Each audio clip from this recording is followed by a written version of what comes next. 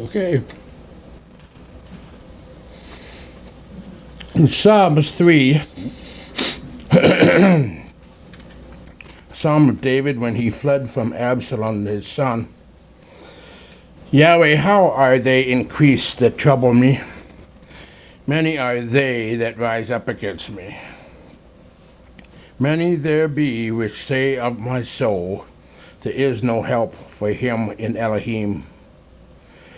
But thou, O Yahweh, art a shield for me, my glory and the lifter of my head. I cried unto Yahweh with my voice, and he heard me out of his holy hill. I laid me down and slept. I awoke, for Yahweh sustains me. I will not be afraid of 10,000s of people that have set themselves against me round about. Arise, O Yahweh, and save me, O my Elohim, for thou hast smitten all my enemies upon the cheekbone. Thou hast broken the teeth of the ungodly. Salvation belongs unto Yahweh. Thy blessing is upon thy people. Do you live with consequences? We've perhaps even heard of the old TV show, Truth or Consequences. One day a mother explained to her 5-year-old daughter that if she chose to disobey her, she would have to live with the consequences.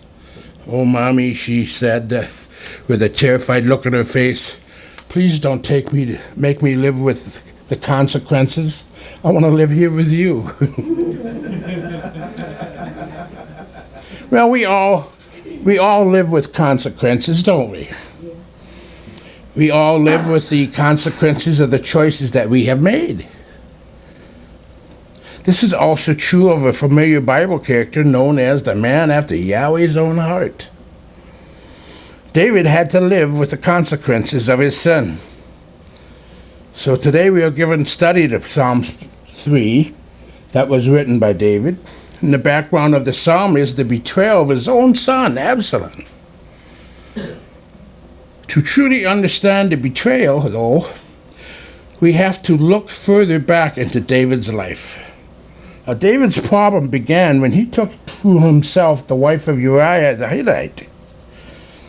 This act of adultery led to an even more despicable act on David's part. Instead of protecting and looking out for the interests of the loyal Uriah, he chose to take Uriah's life and cover up his own sin. David's adultery led to murder. From this point onward, David had to live with the consequences of his sin. Many years later, one of David's sons, Amnon, became a bit too enamored with his half-sister, Tamar, and raped her. This enraged Tamar's full brother, Absalom, who sought revenge and got it by killing Amnon. When David learned about Absalom's crime, instead of dealing with him in a just manner, he simply allowed him to leave Jerusalem. Why? Because David had committed the same crime. He too had committed the crime of murder over a sexual sin. So as a result, David had lost the moral authority to deal effectively with Absalom. In time, the undisciplined Absalom, who thought he was morally superior and a worthier leader than his father, mounted a rebellion. It was a rebellion that caught David by surprise. So much so, the historical text tells us that he fled barefoot and weeping. Think for a moment of the shame David must have felt being opposed and hunted down by his own son. But David was reaping the consequences of that bad choice he had made. So as a result, this man who was known as the man after Yahweh's heart and who had rejoiced in great victories because of Yahweh's intervention, now was characterized by failure. He was characterized by loneliness, by disappointment, and agony. Has that ever been true for you? Have you ever felt like a failure because of the poor choices you have made? And you know that more than anyone else, you need Yahweh's intervention in your life because you are powerless to make it different. So this study is for you. We will find in our study of Psalms 3 4 unfolding stages that reveal Yahweh at work in the life of those who will believe. The psalm reveals that Yahweh is at work in David's life. The same can be true for us as well. Psalms 3, a psalm of David when he fled from Absalom, his son. Yahweh, how are they increased that trouble me? Many are they that rise up against me. Many there be which say of my soul, there is no help for him in Elohim. But thou, O Yahweh, art a shield for me, my glory, and the lifter up of my head. I cried unto Yahweh with my voice. He heard me out of his holy hill. I laid down and slept. I awoke, and Yahweh sustained me. I will not be afraid of 10,000s of people that have set themselves against me round about. Arise, O Yahweh, save me, O my Elohim, for thou hast smitten all my enemies upon the cheekbone. Thou hast broken the teeth of the ungodly. Salvation belongs unto Yahweh. My blessing is upon thy people. The first stage is the problem, verses 1 and 2. O Yahweh, how many are my foes? Many are rised up against me. Many are saying of my soul, there is no salvation for him in Elohim. There are times when we feel outnumbered. David cries out to Yahweh because he was dealing with the rising tide of disloyalty. Both family and friends turned against him. Now they are enemies, and they surround him. It was a real mess. It all seemed so hopeless. You know, there are times when we feel like giving up hope. David's enemies were saying that Yahweh had given up on him. Yahweh was not going to deliver him. These are words that make a profound emotional impact, don't you think? It's not only seemed hopeless, but it was communicated to him that he was hopeless. Have you ever felt like that?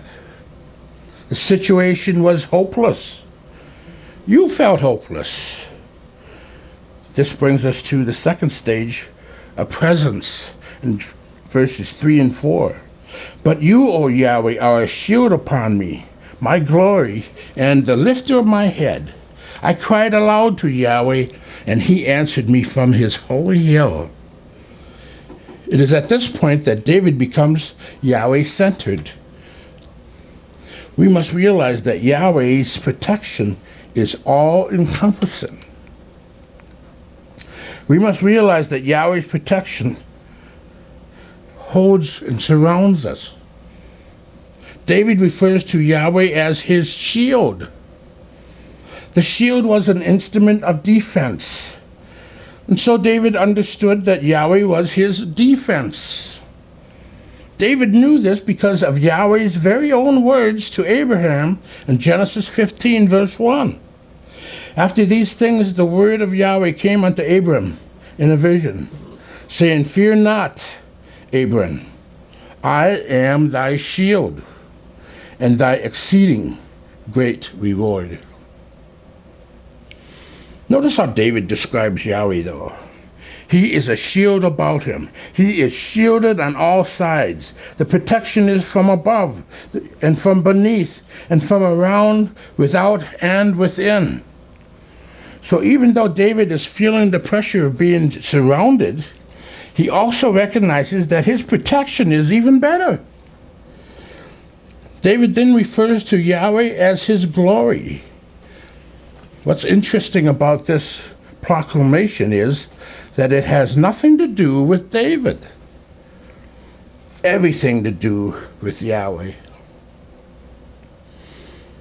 David's hope is not wrapped up in himself. His hope is wrapped up in Yahweh's presence. When we are passionate for his presence, we have all that we need.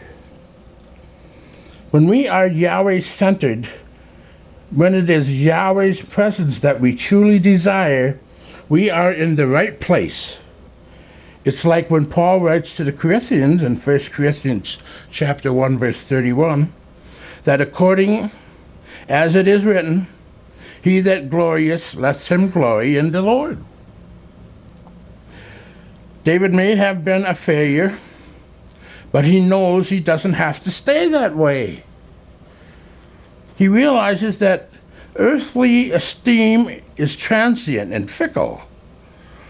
But if what he truly desires is Yahweh's heart, if what he truly desires is the presence of Yahweh, then he is on the right track. And the same is true for us. If we truly desire Yahweh's heart, Yahweh will meet us. Yahweh gives us an upward outlook when we can't look up. David doesn't have to stare at the ground reminiscent on his failure. He can raise his eyes, because it is as if Yahweh puts his hand on David's chin and lifts up his head. And Yahweh does the same for us. He lifts us up in the midst of rejection and dejection, when we feel weak, unable to, and incapable, and diabolical schemes seems to be taking us down.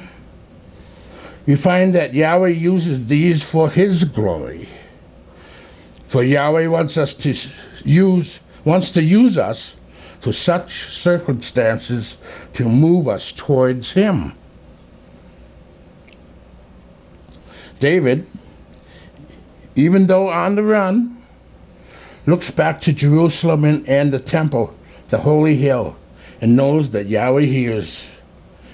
Yahweh answers from his holy hill, and he is relearning the lesson that Yahweh would someday teach in Matthew 6, verse 33.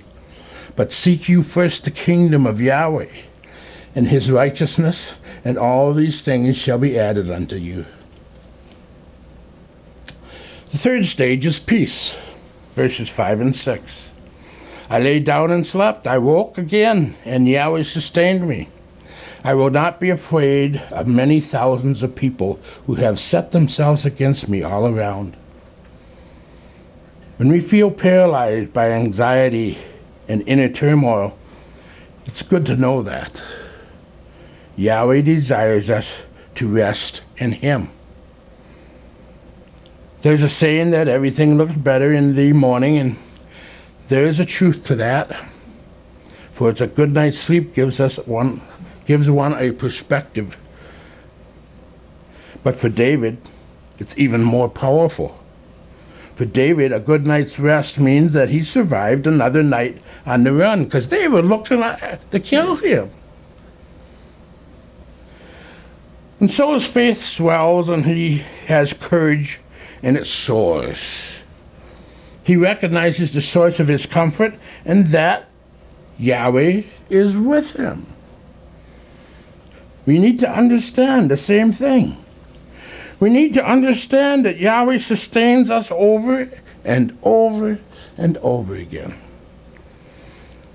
Although encircled, perhaps even by the consequences of our own sin, we can confidently face the worst when we are dependent on Yahweh's presence. It is then that we realize that if we are sustained yesterday, if we are sustained last night, then we will also be sustained again today. We do not have to be afraid. They're preaching fear out there. Turn that TV off. We can celebrate Yahweh's goodness and his kindness even though we do not deserve it. This now brings us to the fourth stage, is the punishment. Verse 7. Arise, O Yahweh, and save me, O my Elohim, for you strike all my enemies on the cheek. You break the teeth of the wicked. The tone of this song now takes an interesting turn. For David becomes even more emotional. So David shows us that we can tell Yahweh how we really feel. For David, it is a real emotional outburst. Get up, arise, O Yahweh, I'm in trouble. Save me, O my Elohim. Don't let my enemies have their way. It's not right. David tells Yahweh how he really feels. I do, however, think it's right to desire justice. We are to desire and seek justice. Why? Because when we do, we are like Yahweh. Yahweh is an Elohim of justice.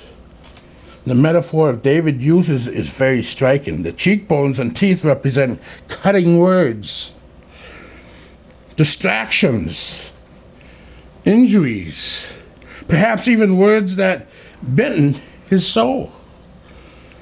Strike them down, Yahweh, where they have stricken me. David has been ridiculed and is the subject of an evil scheming. So David simply asked Yahweh to make it right. Notice David is not looking for the opportunity to make it right himself. He asked Yahweh to do it. He asked Yahweh to do it because salvation belongs to Yahweh. This is why David finishes the song with, salvation belongs to Yahweh. Your blessings be on your people. David knows full well now that without Yahweh, there is no solution. At least, there is no solution worth having without him. So let us learn from this, his example, and celebrate salvation. In Matthew 11:28, come unto me, all you who labor and are heavy laden, and I will give you rest. Take my yoke upon you and learn of me, for I am meek and lowly in heart, and you shall find rest unto your souls. For my yoke is easy, and my burden is light. Encouragement, an easy yoke. There was a school teacher that was sharing that very text with her young pupils. My yoke is easy. Who can tell me what a yoke is? And a boy raised his hand and said, a yoke is something they put on the necks of animals. Then the teacher asked, what is the yoke Elohim puts on us? A quiet little girl raised her hand. It is Elohim putting his arms around us. I think this is exactly how David felt. Even though he was filled with guilt, shame, and humiliation, and as bad as it felt to be on the run from Absalom, Yahweh has given him something greater. It was the loving hand on the chin to lift his face. It was Yahweh's loving arm around his neck. So realize today that whatever you are facing today, salvation belongs to Yahweh. Any rescue that comes your way is not from your ingenuity. It comes from Yahweh's grace and mercy. It is Yahweh's work alone. So celebrate the blessing. Yahweh blesses. And realize that Yahweh's blessing takes us way beyond victory. It takes us into his eternal presence. This is why Jabez prays, "O Yahweh, that you would bless me." Yahweh's blessing demonstrates to us the height, the breadth, and the depth of his love for us. Failure does not have to be the last word. Yahweh's love can be. Salvation belongs to Yahweh. So failure is not the last word. Our problems are not the last words. Loneliness is not the last word.